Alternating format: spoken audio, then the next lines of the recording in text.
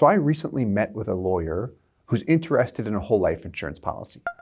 He's been interested in a policy for a little over a year. However, he had a large case that he was waiting on to settle at his law firm, and he sealed the deal. A big payout came through, I should say. His firm sealed the deal, and now he's ready to start a policy. Now, while he has a lump sum of cash coming in that he intends to fund this whole life insurance policy with, he still wants to make sure that the policy is set up for optimal performance. And when I say optimal performance, I'm specifically referring to the cash value. That is what he is interested in. So what we're going to go through in today's video is one policy, but two different ways to design it. You'll see he's interested in two different funding scenarios. The numbers are, should I fund it at $100,000 per year for 5 years, getting a total of $500,000 into the policy? Or do I fund it at $200,000 per year for 5 years, which gets a total of $1 million into the policy?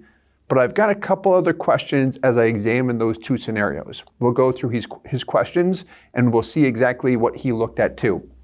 But to begin, he's starting the policy at 50 years old, whole life insurance, interested in the cash value, why he's interested in it, safe, liquid, and tax-free area to position money. Tax-free if we do not trigger a taxable event. Safe, he does not have to worry about any market fluctuation. The liquidity leads into point number 2 around policy loans. What he is interested in is building this cash value up so he can then access the cash value for other investments such as real estate instead of having to go to a bank. This is a very appealing topic to a lot of individuals when it comes to cash value life insurance. And the reason why is because when we look at the liquidity feature, specifically with policy loans, is when you access the cash value, if you borrow against it, you continue to earn dividends on your entire cash value, meaning the money that you've borrowed and the money that has not been borrowed, the remaining equity. Just like a piece of property, if you own a piece of real estate and it's appreciating at 5% every single year like clockwork, if you borrow half of the equity, you get that 5% depreciation only on the remaining equity? No, you still get it on the entire property value. Very similar with a life insurance policy. So that's what he's interested in there with loans. He did have some questions though as to the drawbacks around policy loans. We'll touch on this briefly at the end of this video. But here's what we want to hit on, because when you're funding a policy with a lump sum, or any dollar amount for that matter, setting it up correctly is very, very important. Now, I like him a lot because he asks a lot of very good questions, which his profession is to ask questions, but he's asking the right questions to identify if the policy is set up correctly. So, as we progressed through the different options, he's interested in either option A or option B. Option A, $100K per year for 5 years. That gets a total of $500,000 into the policy. Or option B, $200K per year for 5 years, which is a total of $1 million.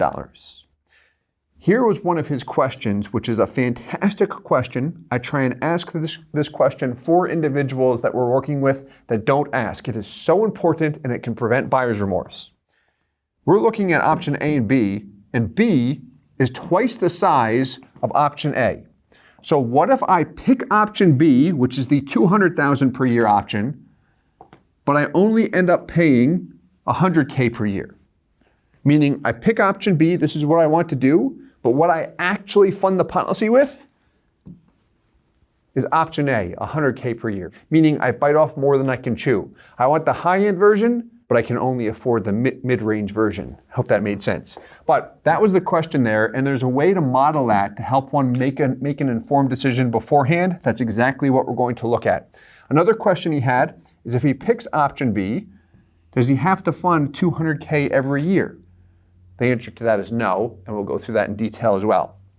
So let's look at these options, because here's what I like to progress through when individuals are considering a policy that's potentially twice the size of the original option. So 100K per year I'm comfortable with. Man, I think I could do 200K, but what if I overdo it, meaning I take out a policy that's too big? So option A, 100K per year. We want to make sure that the policy is designed for optimal performance. So if your funding is $100,000 per year, from a design standpoint, here's what we've got. $10,000 minimum premium. This PUA rider, PUA stands for paid up additions. This is how you maximize the cash value at $90,000, and the MEC limit at $100,000. How you set that MEC limit at $100,000 is by setting the death benefit at the minimum amount needed to attain that $100,000 figure. You're going to see it's just under $1.6 million, the total amount of life insurance for this individual starting at age 50. But that's option A. Option B is this, what we looked at over here, $200K per year. So same thing from a design perspective. Look, premium, $20,000. PUA rider, $180,000. Add the two together. Your total funding, $200,000. MEC limit, also $200K. So we've got a policy where we are now funding up to the MEC limit. But here's the important thing to look at. We've got this guy, which is option B, but only funding $100,000 per year. So to be clear,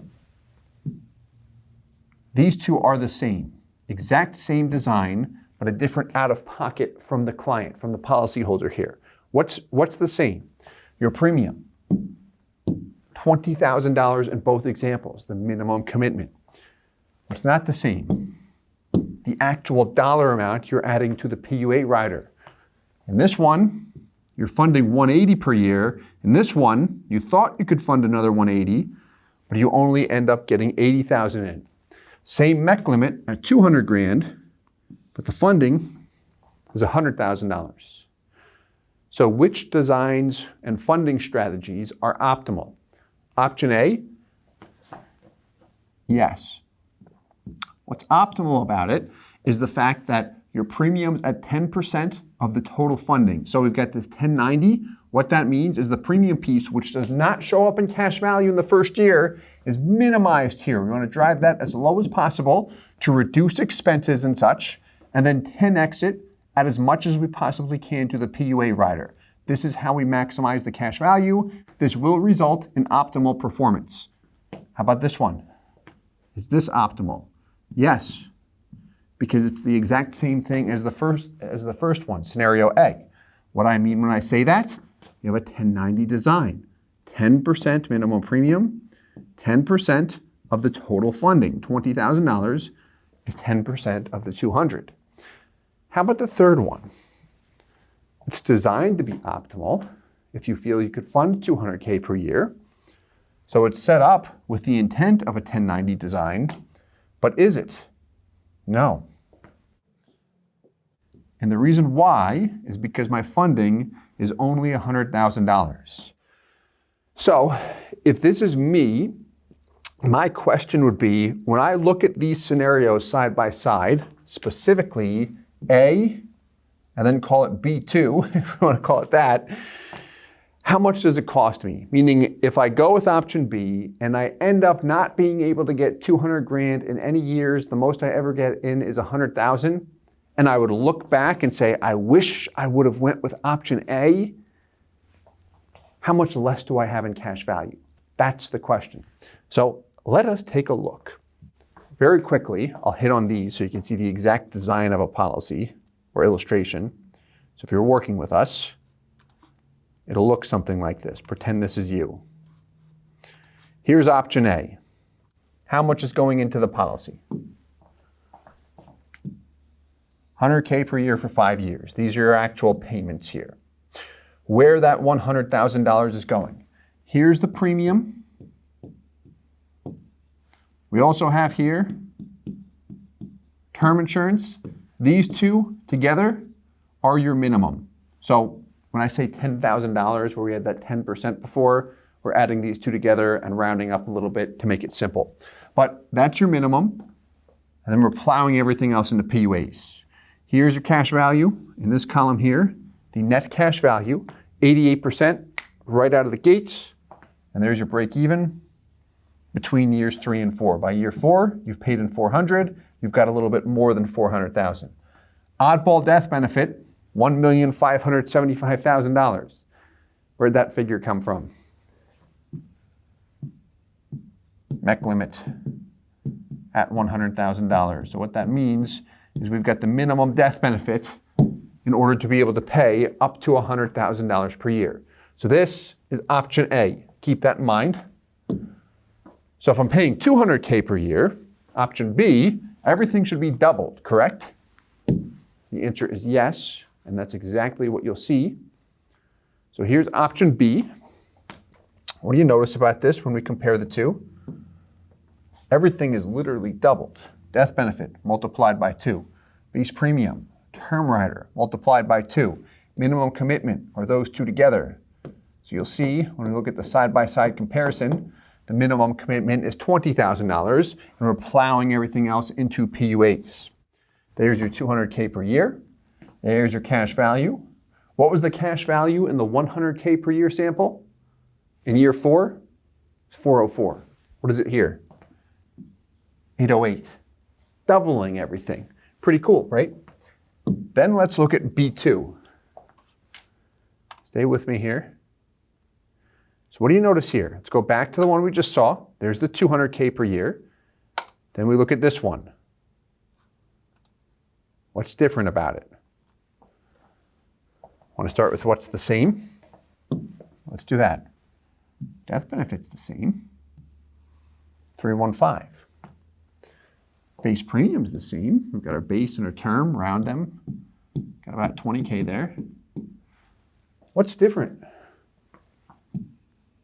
This guy, $100K per year instead of $200K per year. Side note, with this policy, you have the ability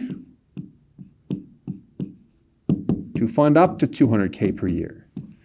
So if he starts out with $100K in day 1, he can add an additional $100K over the course of the year. So he can add more. But this one, we're just modeling if he only gets $100K into the policy. What do you notice here? Break even is not year 4. It's close to year 5, but it's technically year 6 when you look at the figures. So we do see a difference there when we go back to option A. Now, going back from illustration to illustration can be difficult. So let's look at this. Here we go. And we've got everything here in order, or a little bit different order. We'll label them this way. This is B, 20K minimum, 200K total. This is B2, which is the 20K minimum, but only funding 100K per year. And this is A. Why they're in this order is because these two, B2 and A, is what we want to compare. Because if this is you, your out-of-pocket is the same. What you are sending to the insurance company every year, you're writing the check for $100,000, it's identical in these cases. And the question was, if I go with B2, meaning I think I can hit 200 in some years, but then I can't, how much does it cost me? And then I can determine, is it worth it to go with this higher end option, knowing that I'd be comfortable with a little bit less in cash value in the event that I overcommitted? That's what I want to look at. So here we go. Year 1, cash value, about $79,000 versus this one, about $88,000. So your difference is about $9,400. Isolating the cash value. One could argue, yeah, but you do have twice the death benefit. You do. But you get term for a lot less than that. I'll add that too. Now, looking at it year over year, what do we see? By year 5, out-of-pocket's the same. This guy, which is option A, with a premium, $10,000, has $20,000 more in cash value by year 5. How about by year 20? $44,000 more in cash value. Okay, so it's noticeable, to say the very least. Is it drastic? Not really, not to a lot of people. To some it may be, but looking at that, here's what I would progress through if this is me. When I look at these two options, or these three, if you're able to take out this $200K per year policy and you're able to fund it at $200K per year, you'll love it. It'll perform exactly how we want it to perform. However, if you're somewhat torn and you think, you know what, I think that I can get $200K into it in some years, all 5 years is a full $1 million, I'm not quite sure about that. What do other people do in this situation? If you're able to get $200K into the policy for 2 years, it can be any 2 years, but especially for the first 2 years, if you're able to redline the policy, 10x the base premium, up to the MEC limit, that will put you in a position where we'll look at the numbers, can look at the internal rate of return if we want to see percentages, and you'll say, all right, it was worth it to go with the higher end option. And what he had mentioned in that conversation was, I'm pretty confident that I'll be able to get $200K into the policy for the next couple, maybe even few years. With that comment right there, him knowing he can get $200K into the policy for at least 2 or 3 years, it makes sense to go with the higher premium. Because while we looked at the drawbacks there, want to know what the biggest source of buyer's remorse that I've experienced with individuals that are typically funding policies with six figures annually? It's, I wish I would have started with a larger policy. Because as their income increased, they wanted the ability to add more into the existing policy. And what people typically do not want to do is go through those early years again. What's the worst part about any of these illustrations? If you're focusing on the cash value. You fund the policy in the first year, you've got less in cash value than what you paid in. You've got the hit. The minimum premium is taking the biggest bite out of cash value right out of the gates. But if I can set up a policy and build in a little bit of room, and my income increases in the future, what does that mean? Well, I can add more to that existing policy instead of having to start all over with a new one, which is not always a bad thing, but that is a source of buyer's remorse that we have experienced over the years. So let me demonstrate that other piece that I had mentioned, which was different funding scenarios. So this is option B, where we've got the $200K per year for 5 years. And you'll see it on the left. It's exactly what it is. But what do you see over here? Funding it just for 2 years, and then cool off to 100K. What's highlighted in yellow is your break-even point. So even though you cooled off on your funding, your break-even point was the same. If you're able to redline the policy, fund up to the MEC limit years 1 and 2, and 10xing the base premium, then you'll see that occur in most situations, with this product at least. How about this one? So this one he actually liked a lot because his initial interest was funding the policy for 5 years. After 5 years, he's thinking, hey, I might be done, like I might retire, I might be doing something else. If I can fund it, that's great, but 5 years is what I'm thinking, Steve. So I'm like, all right, we'll set it up for 5 years. But with this, why I threw this in there is because it shows 200 just for 2 years, but then 100 per year through year 8. And why I did that was to get the same $1 million into the policy. So now, if he really liked option A, which is 200K per year for 5 years, because it gets $1 million in, but he can't do that, but he can keep funding 100, or maybe it's even 50, a reduced amount. Just seeing this from a visual perspective gave him assurance or gave him confidence and said, you know what, if I can get the $1 million in over a longer period of time, I think I can do this. But if something comes up and I can't, but I can make up for lost time over the years, all right, I really like that. That's what I'm interested in. So that was a nice scenario to look at. And also, same policy, these two. So he doesn't have to do anything different when he's starting them. The only difference is how he decides to fund them as the years pass. So let's look at one last thing that we said we would wrap up quickly with. We'll go back to the whiteboard to recap that, which was this. Policy loans. He's interested in using it instead of a bank, especially as that cash value builds up. When I say instead of a bank, when he's got financing needs, instead of going to a bank for a loan, if he can use this policy as a source, That's appealing to him. Drawbacks, though. So that's what he was interested in. Specifically the question was, when do people, what are the drawbacks? When do people not like this strategy when they're looking at policy loans? What am I missing here? Because often it does sound too good to be true. The drawback is particularly upfront. If we look at a policy with no loans, just growth, when's the drawback? Upfront. We have less money in cash value than what we paid in. It's the cost of the life insurance. We reduce it, but it is still a cost. That's what many people view as a drawback that are laser focused on cash value. How about loans? Well, the major drawback with loans are going to be in the early years. When you borrow against the policy, what do you have? You have a cost to borrow. If you combine that with the first year cash value, the early year cash values, where you have less than what you paid in, get a negative internal rate of return on cash value, and you're paying the insurance company loan interest. It's a double negative hit there. It's how people will sometimes view it. So having awareness on that upfront, and then also combining that with the long-term benefits is a nice way to look at it, in my opinion. But don't just brush over the negative part. That's where people get upset with this.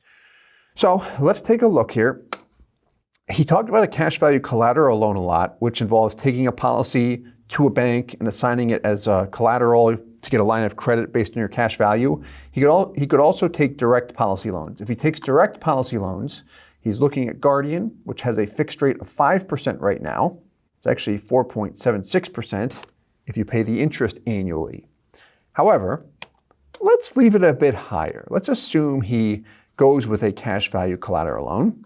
We've got the $200K per year for 5-year sample. All right. As we look at this cash value death benefit, annual internal rate of return, the net growth rate on a yearly basis. Then the yearly cash value growth. Then the total gain on cash value. LTV, 95% of cash value. This is going to pull from your cash value column and give you 95% of whatever you have in cash value minus any outstanding loans. Let's assume he wants to take a loan in policy year 3 for a $500,000 piece of property. Cost to borrow, we'll assume is 6%. $500,000 at 6% is $30,000. Annual interest payment, this assumes the dollar amount he will pay to the lender in annual interest if it's a cash value collateral loan. If it's a direct policy loan, whatever the interest is, does go to the insurance company. Then to the right, comparison. This will display side by side what his cash value is growing by net year over year, the net growth, compared to the interest he's paying every year. So yearly cash value growth compared to annual interest payment. He takes out a loan in year 3. What he paid in interest, $30,000. What did the policy grow by? $9,700. Where that $9,700 growth came from, by the way, here's how we calculate it. Year 2, his cash value was $380,000. Year 3, he paid in $200,000. At the end of year 3, his cash value was $590,000. So if we look at the prior year of $380,000, if you add $200,000 to that, what do you have? $580,000. We do not include our out-of-pocket payments in the cash value growth. So I'm at $580,000, but then it appreciated to $590,000. That's where that yearly cash value growth of just about $10,000 came from. So that's the growth he received. Is that more or less than the interest he paid? It is less. Having awareness on that is so important with any vehicle, whether it's life insurance or not. So here, we're going to assume he pays interest only. And if he does that, what happens? By year 5, the growth is almost higher than the interest he's paying. By year 6, it is. Now, how did that work? Because if I look at this, my cost to borrow is 6%. But that same year, the internal rate of return, the yearly growth rate, is 3.7%. So how is your growth higher than your annual interest paid? It's question that comes up. That 3.7 is on the full cash value, whereas the 6% is only on the $500,000. The loan interest, whatever that loan interest rate is, you're paying that on the outstanding loan. But remember, you're still compounding on everything with a life insurance policy. And this model is assuming a cash value collateral loan, not a direct policy loan, just for transparency there. So let's do this. Let's assume he takes out another loan in year 6 for another $500,000. Notice what we did there? We funded it with $1 million. We borrowed $1 million. However, when loans are outstanding, he was paying interest only out of pocket. But now what we'll begin to do is repay it. And let's repay it at $150 a year, except for the last year. We'll just do 100. And this is what people like to look at. He asked about the drawbacks. The drawback, in my opinion, when I'm laser focused on the numbers, is this: the cash value figures. Loan in the early years, I paid more in loan interest than what the policy grew by. After I've had it for a while, I can look at what I'm paying in interest, and I'll see if I pay that loan down and also add in the compounding on the policy, it gets better and better. Meaning the growth quickly exceeds the interest paid. Now, one other thing too, because I didn't hit on this because we've got other videos that discuss it, is when you borrow against a life insurance policy, you're still getting compounding on your entire cash value, the entire asset. How does the insurance company do that? This is going back to direct policy loans. One, you do have a cost to borrow, so they are receiving loan interest from you. Two, they are going to collateralize your death benefit. So look at this. In year 3, we assumed how much in a policy loan? $500,000. Look at your death benefit in the far right compared to this guy. How much less is it? $500,000. If you run an illustration, you're going to see that occur. Sometimes the illustration will show the loan balance, the loan you took out, and the loan interest. So you might see a reduction of $530 to use this example. But generally speaking, when you have a loan outstanding, the death benefit will be the initial death benefit, or whatever the current death benefit is, minus the outstanding loan. Once it's repaid, we can look at this guy. What's the total growth over time compared to the total interest payments? And there we go. And this is a workbook we do send to individuals that we do work with, because it's a lot of fun. It allows people just to get a quick estimate of what things might look like. Any formal loan models or loan illustrations we will have to run. But check this out. So we'll wrap up with this. In his particular case, we actually looked at 2 versions of this product, the 5% and 10% PUA fee. He went with the 5% for the stronger guarantees. That's what he's leaning toward, I should say. But for someone that looks at the IRRs, like if this just gives them a bad feeling when they look at an IRR of just over 4% compared to a cost to borrow of 6%, could look at this. This product does offer a little bit more upside potential. Potential is the key word though. The IRR could end up being 4% with this product too, or less. But different products will sometimes offer greater non-guaranteed potential. You'll see much stronger long-term performance here when we look at it compared to the last one. Look at age 70 here. You're at $2,070,000. Go back to the last one, $1,950,000. Same product, just a little bit different setup with a different PUA rider attached. Hope you enjoyed this. I had a lot of fun with it. We always have fun talking about life insurance here. With all that said, If you have any questions, please feel free to reach out. Let us know. If you're interested in working with us, please check out our website. We do have a couple qualifying questions for those that would like to work with us, but we would love to connect with you if you are interested in a policy and at the stage where you're just about ready to start. And as always, I hope this helps. Thanks so much. Hey guys, Steve here with IBC Global. Thank you so much for watching the video. If you're interested in a whole life insurance policy and you'd like to work with our company in setting it up, please visit our website, ibcglobalinc.com. We would love to work with you. If you have any questions, please leave them in the comments below. And as always, I hope this helps.